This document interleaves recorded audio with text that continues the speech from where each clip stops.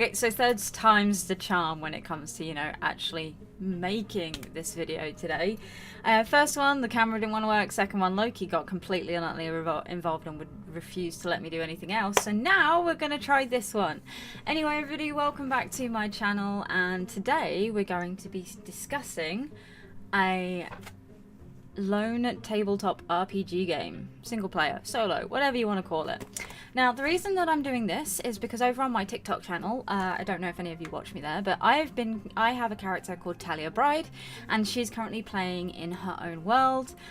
And I kind of I was trying to break it up into shorter videos of like how you go about making a character to play along with me if you wanted to kind of like get involved, because while it is using quite a few of the mechanics from in here, I have changed quite a bit of it around.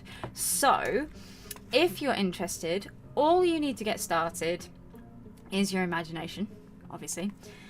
If you want to be a bit more in-depth, I would recommend getting this book. I'm not going to give you everything in here because obviously that would break copyright and make things go horribly wrong, but I'm trying to do it so we can do it together and kind of like have some really cool possible interactions and events.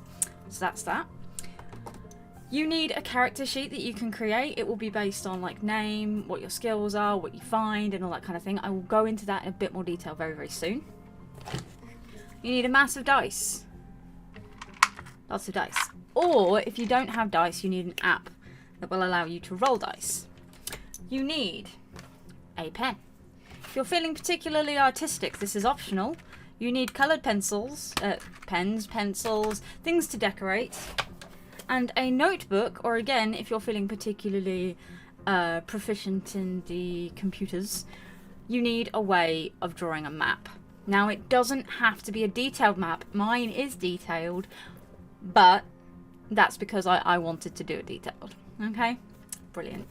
So, first things first, I'm going to show you the character sheet I created. Ta-da! For this game. There will be a link to Dropbox down below if you would like to pick it up and use it yourself. You are more than happy. Now, before you start creating your character and coming up with ideas, I wanted to just give you a bit of background based on the world that I've created to run alongside Alone Against Fear, so that you can kind of pick a character out from there. I know one of my friends, Kurgan, again, I will link his channel down below so you can go and have a look. He does awesome cosplays based on Unit and Doctor Who. He is playing a radio operator, so he and Talia are going to interact at points, probably, and this is what I mean about interactions. Your characters are alone and have to go through things alone, but they can meet at certain points and they can interact at certain points, and I think that's going to be great. Anyway, the setting of the world so you can come up with your character and what you want. Shortly after the coronavirus outbreak, the original one, not the 3.5 years or whatever we're on, everything went back to normal for a couple of weeks. It was instantaneous. It was like someone flipped a switch and everything got turned off. Everyone was happy. Everyone went back to normal and it was great. But the reason everything went back to normal is it was about to hit the fan even worse. Essentially, people started going missing in massive numbers and in very strange circumstances. Things like the Bermuda Triangle seemed to just expand out and steal more people and bits of land. Aliens arrived, werewolves were seen, vampires turned up, ghosts turned up, and it turned out that these portals, rifts, whatever you want to call it, interdimensional space things, which have been renamed the Hellgates, have opened up across the world and are spilling madness and insanity across the world. Now, obviously, this ended very bad for humanity and animals, let's be honest, and essentially the massive centres like London, Lisbon, Toronto, New York were abandoned because they weren't safe. And new safe survival zones, or look, you're not allowed to mess this up for a third time, or quarantine zones were set up for everybody to live. Your character is drawn from this pool.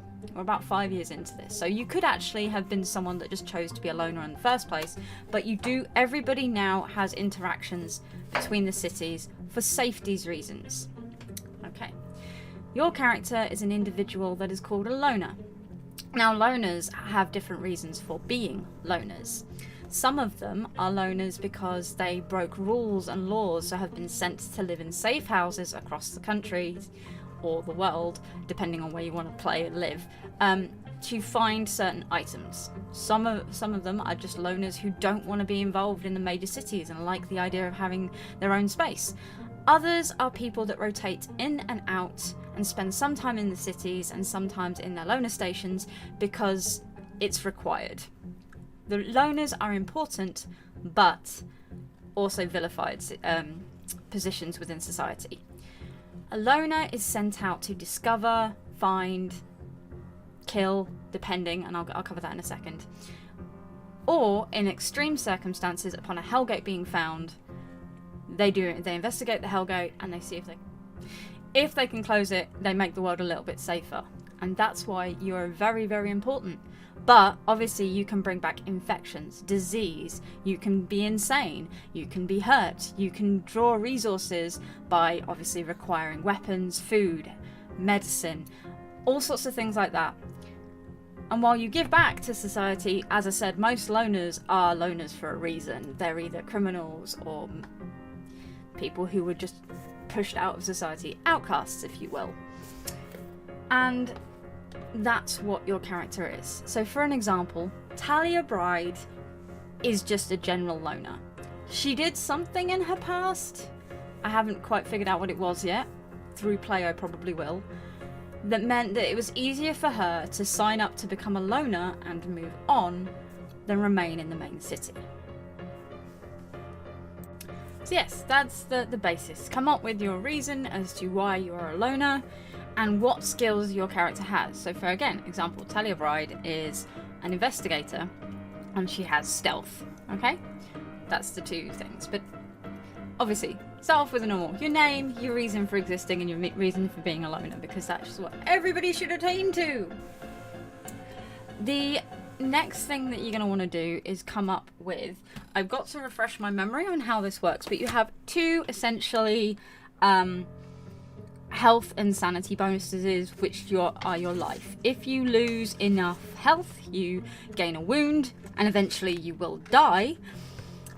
And if you lose enough sanity, eventually you will gain like a psychosis or just flat out go insane and become one of the villains.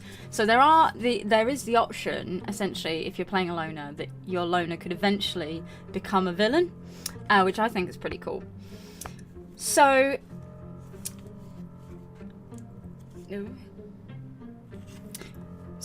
life and sanity are set at 8 skill points each. So they're 8 each, okay? You cannot reduce these to start off with. You can't play someone who is unwell, like has a limp or a broken leg or a broken arm or an issue, a psychosis, let's say, at the beginning of the game. Your character can have them, you can kind of have them in the backstory, but you need to come up with why they're actually in the story. So if your character does have a broken leg and is a loner, why is the loner not like back at the center healing up? Why have they chosen to stay here? Are they infected with something? Are they like just such a proper loner that they refuse help? Well, you know, that kind of thing. But you start off with 8 in each, and you have 3 additional skill points, 3, that you can use. You can then add and subtract one of these to life or health, or you can use it to gain an extra skill. So instead of starting with 3 skill points or 3 different skills, you start off 2 different skills. Sorry, you start off with 3. That's what you sacrifice essentially. So for example, I never have Talia to hand when I need her, which is really silly. She starts off with 10 life and 9 sanity, so she's pretty healthy, a little bit upset due to the fact that recently she's been kicked out and turned into a loner, or not so recently, I haven't quite decided on that yet. Now, skills. Again, as I said, you start off with 2 skills. Now, some of the ideas of skills are things along the line of, you have a danger sense, you're very particularly charismatic, you're very strong in faith, you're very good with hand-to-hand combat, you are a medic, you're tough, you can take more damage. In the future, as you play through the campaign, you will gain the ability to do things like becoming a witch, casting spells, fighting vampires, particularly good at fighting ghosts or werewolves, or like tracking and becoming a detective so that you can take on serial killers, because there are serial killers in this game. So kind of like, what kind of things do you want? Think of your character that you have and come up with 2 skills. Now, there are stages of skill, so you're going to start off with the basic. So you're only going to have 1 point in that skill, which means that it only adds 1 to any rolls that you make. Bear that in mind. So any rolls you make, you get to add +1 during the game. Not this setup phase, just during the game, okay? So, for example, strong. You get to add +1 to all strength rolls and +3 to the number of the items that you can carry. So you can carry 13 items, or if you have a backpack, you can carry 18. That kind of thing. So come up with your skills and put those down. The next thing that you get to have... Sorry, it's been so long since I actually wrote up Talia that you get 1 random weapon and a knife. Now, I do have to say, please, for the love of the gods, bear in mind where you live in the world, because sometimes certain things are really, really hard to get hold of. For example, in the UK, it's really hard to get hold of firearms, with good reason. So your loner character possibly wouldn't have had one unless you were in the armed forces beforehand. One moment. Sorry about that. The postman turned up for a parcel for my next door neighbour, not for me. So yes, for example, there's ways to do it, but essentially the way I did it, I obviously used the book, but go for 6 weapons that are fairly common in your part of the world. Okay, I say fairly common actually. I mean, number 1 and 2. Number 1 should be something along the lines. Come up with your own table, but number 1 should be something along the lines of a baseball bat or a hammer. Something really easy to find in the home environment. Something that you could just pick up. And I don't mean my home, because literally within arm's reach there's 2 samurai swords, a bow and arrow, a crossbow. So not my home, your home, and a simple home, something like that. Number 2 is something a little bit more crazy and out there. In the book it says chainsaw or authentic samurai sword. So for me, I was going to go with the samurai swords kind of thing. But you always get a choice of 2. So remember, they get, as you go down the table, they get progressively higher up on the hard to find scale. So just bear that in mind, but come up with your own. Roll a d6, and Talia, sorry, has her knife and her samurai sword. I believe that's what she has anyway. Yes, she does. Okay. Now, the next thing that you get is you get an item that is useful. Okay. In the book, it says you get 1 item from the random objects table and 1 from the useful table.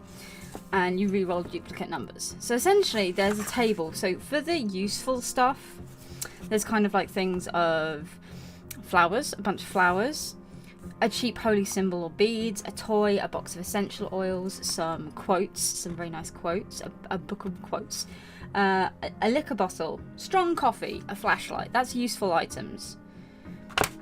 D6 painkillers. So roll a D6 and you have that many painkillers. I don't mean packets, I mean individuals, okay? And then other things, random object table, you can gain things like rope, garlic, salt, baseball bat, lighter, train ticket. So just come up with 2 tables and have them, come up with a load of things that are numbered 1 to 66. Some of them are going to be super duper useful, interesting, amazing, things that you wouldn't find in your home. Some of them are going to be things like rope. And then for the useful stuff table, there's stuff that you wouldn't think to take out with you, but you kind of find and go, oh, that's interesting. So for example, Talia has a butterfly collection that she carries around in a notebook. It will have a use in the game. So if you don't want to do the table thing and you don't want to come up with random stuff, just pick 2 useful things. Remember, a backpack counts as a useful item.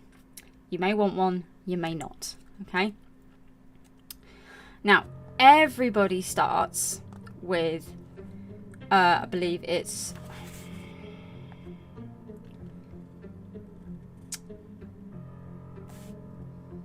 everybody starts the game with D6 food points. So you have to roll a dice, and you have that many, a D6, and you have that many foods. So Talia has 4 points of food that she takes with her everywhere. These can be things like crackers, cans of beans, fruit, water bottles, stuff like that. Every 5 points you move on a map, you will have to consume one of those. If you can't, you take damage. Okay? You can carry up to a maximum of 10 food items, or if you have a backpack, 15. Okay? That's important to know because this is all stuff that your character is going to walk down the road with. If you don't have a backpack, you can only carry up to 10 light items. Okay, anything more than that, you can't do it. So consider how your character is going to wear the stuff. So for example, I have a sheath for my knife, which goes on my thigh, which is where Talia wears that. And I have a hip sheath for my samurai sword that she has. So, once you've got that, that's it for your character. Come up with a bit of backstory, come up with a bit of history. I would love to see you guys join me on this. I am setting up a Discord so that we can actually play this all together because I think that'd be super duper fun. But I think this video has gone on long enough. So, we're going to come back at a later date and cover it a bit more, and I hope to see you soon. However, before we go, I forgot, because it's Halloween, it's that time again, everybody.